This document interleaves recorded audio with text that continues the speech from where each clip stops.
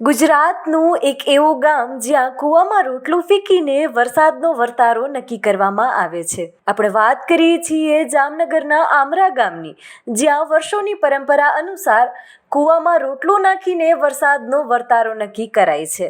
અષાઢ મહિનાના પ્રથમ સોમવારે તમામ ગામ લોકો એકઠા થાય છે અને વાજતે ગાજતે મંદિરની પૂજા વિધિ બાદ ભમરિયા કૂવામાં રોટલો પધરાવીને વરસાદનો વર્તારો નક્કી કરવામાં આવે છે. ત્યારે આ વર્ષે રોટલો કઈ દિશામાં ગયો અને આ વર્ષનું ચોમાસું કેવું જશે, આ પ્રથા મુજબ જાણીએ.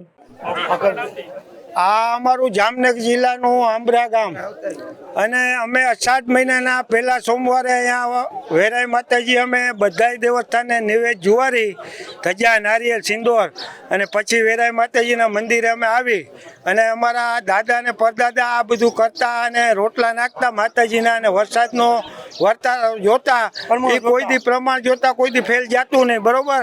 અને અમે વૈજ્ઞાનિક ને તાંત્રિકનું માનતા નથી, માતાજીનું શ્રદ્ધા અને વિશ્વાસથી અમે કામ કરીએ અને આખા ગામજનો સર્વે હળીમળી અને સાથે અમે ઉજવણી ઉજવી છીએ અષાઢ મહિનાના પહેલા સોમવારે. અને અમે આજી ફેરે પણ રોટલો નાખ્યો અને વરસાદનો વર્તારો જોયો.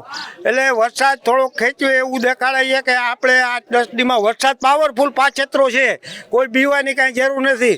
માતાજી અને શ્રદ્ધા અને વિશ્વાસથી માતાજી અમારો કોઈ દી બોલ ફેલ ગયો નથી ને જવા પણ નહીં દી, અમને એટલો વિશ્વાસ છે. અને વરસાદ પાછેતરો નદી નાળા ડેમ છલકાઈ એવો વરસાદ દેખાડે છે, માતાજી પ્રમાણ દેખાડે.